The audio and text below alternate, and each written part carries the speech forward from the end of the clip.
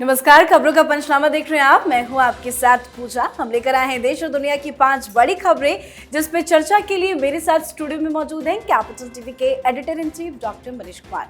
Doctor साहब, बहुत बहुत स्वागत है आपका। धन्यवाद। सबसे पहले नजर हेडलाइंस पर।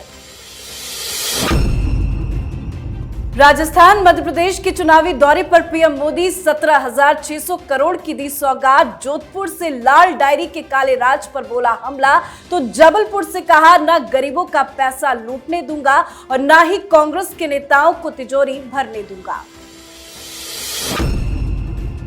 शराब घोटाले में केजरीवाल को डबल झटका। संजय सिंह को दिल्ली की राउज एवेन्यू कोर्ट ने 5 दिन की ईडी रिमांड में भेजा। मनीष सिसोदिया को भी सुप्रीम कोर्ट से लगा बड़ा झटका।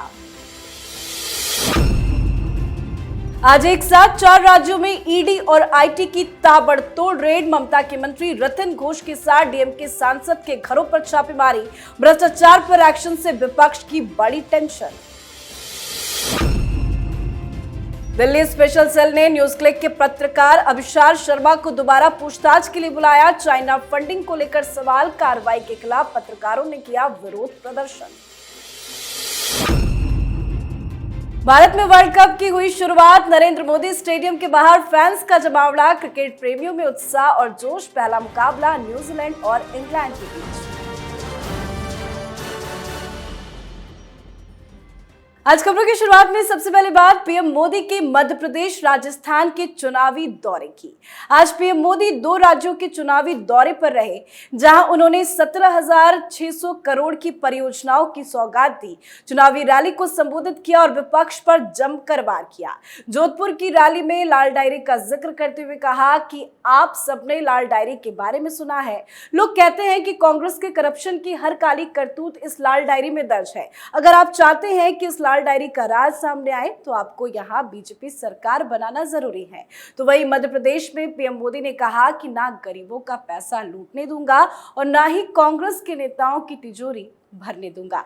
पीएम मोदी बार बार लाल डायरी का जिक्र कर कांग्रेस पार्टी को टेंशन क्यों दे देते हैं? देखिए, सबसे बड़ी चीज प्रधानमंत्री मोदी इस पूरे कैंपेन को तीनों ही राज्यों में लीड कर रहे हैं, समय दे रहे हैं और वो जानते हैं कि किन मुद्दों को उठाना है, किन मुद्दों के ऊपर बातचीत नहीं करनी है और विपक्ष के द्वारा उठाए गए मुद्दों का किस तरीके से जवाब देना है। लाल डायरी एक ऐसी डायरी जो गहलोत सरकार, कांग्रेस पार्टी की सरकार के एक मंत्री के पास था, जिसके बारे में बताया जा रहा है कि न सिर्फ कहां कहां ये काला धन सरकार और कांग्रेस पार्टी के जरिए उसका आदान प्रदान हुआ, साथ ही साथ खबर यह भी है कि उस डायरी के अंदर इसका भी जिक्र है कि राजस्थान का पैसा कैसे दिल्ली के नेताओं को दिया जा रहा था। तो एक चीज तो ये है। दूसरी चीज, वो बार बार इस बात को कह रहे हैं कि गरीबों के पैसे को हम खाने नहीं देंगे, कांग्रेस पार्टी का तिजोरी हम भरने नहीं देंगे। इस वक्तव्य का मायने क्या है? इस वक्तव्य का माने वही है जो स्वर्गीय राजीव गांधी जब प्रधानमंत्री हुआ करते थे तो वो कहते थे कि केंद्र से मैं 1 रुपया भेजता हूं, 85 पैसे बीच में ही गायब हो जाते हैं, सिर्फ 15 पैसा गरीबों तक पहुंचता है। प्रधानमंत्री मोदी कह रहे हैं कि कांग्रेस वाले सिर्फ प्रॉब्लम गिनाते हैं, सल्यूशन उनके पास नहीं होता है। सल्यूशन मैं दे करके दे रहा हूं कि जितना पैसा भेजता हूं दिल्ली से वो सीधे तुम्हारे बैंक अकाउंट में जाता है। कांग्रेस का सिस्टम आएगा तो फिर ये लोग बीच में पैसा खाना शुरू कर देंगे। तो ये प्रधानमंत्री मोदी जनता के बीच किस तरीके से वो कम्युनिकेट करते हैं, ये दैवीय गुण है इसके अंदर। जिस तरीके से वो जनता को अपने नैरेटिव में ढालने की कोशिश करते हैं और जिस शैली में करते हैं वो अभूतपूर्व है। जी, अब बात करते हैं शराब घोटाले में अरविंद केजरीवाल को लगे डबल झटके की। गिरफ्तार संजय सिंह को बड़ा झटका देते हुए दिल्ली की राउज एवेन्यू कोर्ट ने 5 दिन की ईडी रिमांड पर भेज दिया है। संजय सिंह 10 अक्टूबर तक ईडी की कस्टडी में ही रहेंगे, जिनसे घोटाले को लेकर पूछताछ होगी। तो वहीं मनीष सिसोदिया को भी आज कोई राहत सुप्रीम कोर्ट से नहीं मिली। मनीष सिसोदिया की जमानत याचिका पर अब सुप्रीम कोर्ट में 12 अक्टूबर को सुनवाई होगी। संजय सिंह को भी राहत नहीं, सिसोदिया को भी राहत नहीं। क्या इससे केजरीवाल की टेंशन बढ़ेगी? और केजरीवाल को भी राहत नहीं है। क्योंकि उसको समझ में आ गया है कि अगला नंबर केजरीवाल का लगने वाला है। एक बात समझिए, कोर्ट के अंदर डायलॉगबाजी नहीं चलता। ये जो केजरीवाल आज आकर के कह दे कि कोई घोटाला नहीं हुआ, जांच में टाइम बर्बाद, आप देखिए किस तरह की भाषा और किस तरह की चीजें कर रहे। यही केजरीवाल कह रहे थे कि ईडी किसी को समन कर दे, किसी को चिट्ठी लिख दे तो उसके पैंट गीले हो जाते हैं। ये उनके शब्द हैं।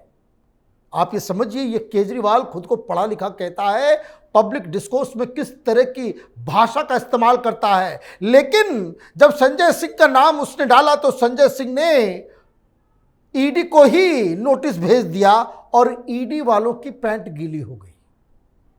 तो केजरीवाल, अब जरा सबका जाकर के पता करो किसकी किसकी पैंट गीली हुई है।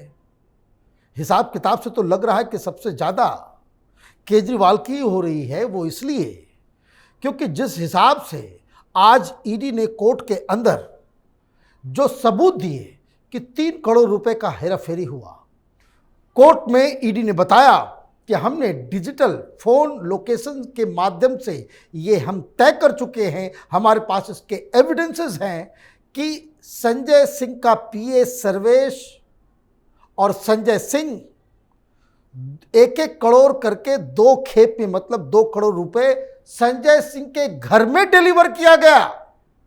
ये कह रहा है सबूत नहीं है। और सबसे बड़ी चीज, दिनेश अरोड़ा के माध्यम से यह भी पता लगा और जो कंफर्म भी किया गया कि पैसे मिलने के बाद संजय सिंह ने पैसा पाया, इसको एक्नॉलेज भी किया, कंफर्म भी किया, और वो भी अपने घर से ही। और तीसरी डिलीवरी इंडो स्पिरिट के दफ्तर से हुई, वहां भी संजय सिंह के तार वहां पे नजर आ रहे हैं।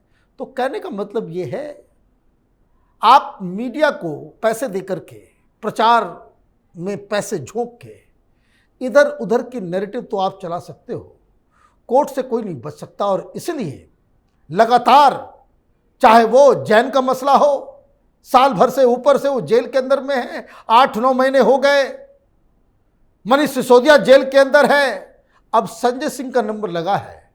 अब संजय सिंह कितने महीने जेल में रहते हैं ये आने वाला वक्त बताएगा। बिल्कुल।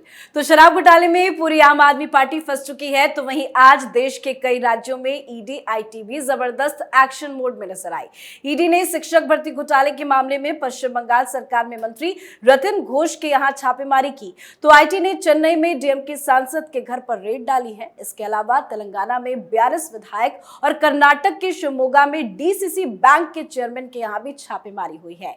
इस छापेमारी से विपक्ष में हलचल तेज है। विपक्षी दलों का आरोप है कि एजेंसियों की रेड डराने धमकाने के लिए किया जा रहा है। 4 राज्यों में ईडी आईटी की ताबड़तोड़ छापेमारी, विपक्ष क्यों डर गया है? देखिए, आप तो सुप्रीम कोर्ट गए थे, ये तमाम 22 पार्टियां विपक्षी दलों की, ये तो सुप्रीम कोर्ट गए थे कि ईडी और सीबीआई का पॉलिटिकल इस्तेमाल किया जा रहा है, वेंडेटा पॉलिटिक्स से क्या मिला? सुप्रीम कोर्ट ने क्या कहा? आप ये चाहते हो कि डेमोक्रेसी के नाम पे आप, मतलब आप विपक्ष हो तो आपको चोरी करने की पूरी इजाजत दे दी जाए। अभी देखिए, नगर पालिका में भर्ती में पकड़े गए हैं, इसलिए छापेमारी बंगाल में हो रही है। भाई, आप हर जगह रैकेट खोल करके बैठे रहोगे, ईडी सीबीआई काम नहीं करेगी। ये ईडी सीबीआई तब आ रही है जब हाईकोर्ट आदेश करता है, अपने मन से नहीं हो रहा। जब चोरी पकड़ी जाती है तब आप कहते हो कि भाई ये मोदी हमारे पीछे लगे हुए हैं। आज प्रधानमंत्री मोदी जोधपुर में थे और वो अपने भाषण से ये सवाल पूछ रहे थे कि भाई ईडी सीबीआई सही काम कर रही है, नहीं कर रही है? जनता कह रही थी भाई कर रही है। क्या आप चाहते हो कि और भी नेताओं को पकड़ा जाए, किसी को नहीं छोड़ा जाए? सब कहते कि किसी को नहीं छोड़ा जाए। आप ये चाहते हो कि ईडी जो है, ये जो भ्रष्ट नेता हैं उनको पकड़ के जेल में बंद करे? लोगों ने कहा हाँ। अब आप देखिए, चोरी और सीनाजोरी, इस देश के अंदर अगर आप चोरी करेंगे तो किसी का समर्थन नहीं मिलने वाला। ये लंबी चौड़ी बातें कि फ्रीडम नहीं है तो डेमोक्रेसी डेड हो रही है, तो फ्रीडम ऑफ एक्सप्रेशन नहीं है, पत्रकारों को जेल में डाला जा रहा है, ये सब नॉन इशू है जनता के लिए।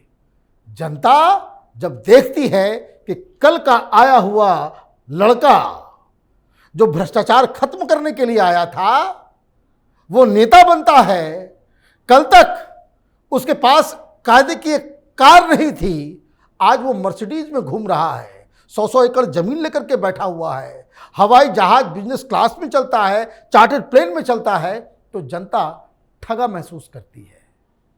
हिंदुस्तान का पॉलिटिकल क्लास, खास करके विपक्ष, इस तरीके से राजनीति को लज्जित और घृणित बनाया है इन लोगों ने, इसलिए इनके ऊपर जितनी कार्रवाई हो जनता उतनी खुश होती है। जी, चलिए अब बात करते हैं न्यूज पोर्टल न्यूज क्लिक पर हो रहे एक्शन की।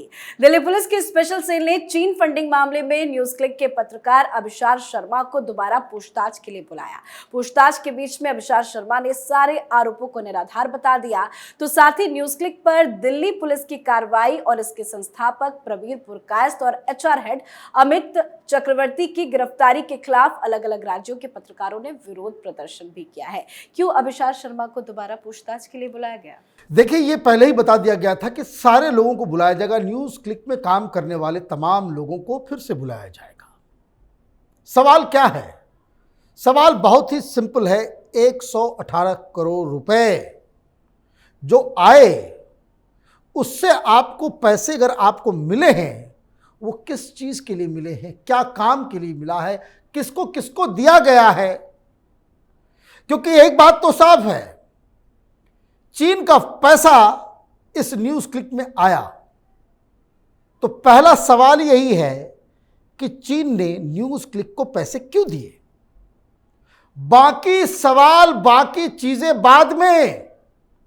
बेसिक सवाल यह है कि तुम में ऐसा क्या हीरा और पन्ना जड़ा हुआ था कि तुमको चाइनीज एजेंसी 115 करोड़ रुपए दे रही है, और ये पत्रकार ज़्यादातर वामपंथी, मैं तो देख रहा था वीडियो, चेहरे मैं सबके पहचानता हूं। अच्छा हुआ IB के भी लोग होंगे। ये सारे जो कहते हैं ना, सारे चेहरे बिल से बाहर आ रहे हैं। ED, CBI, IB, इन सबको, इन पत्रकारों के विरोध प्रदर्शन की वीडियोस को कायदे से बना करके रखना चाहिए। और देश में जब भी कोई उपद्रव हो, आतंकी घटना हो, नक्सली हमला हो, दंगा भड़के, इन तमाम पत्रकारों के ऊपर नजर रखने की आवश्यकता है। कई सारे लोग पकड़े जाएंगे, कई सारे लोग पकड़े जाएंगे।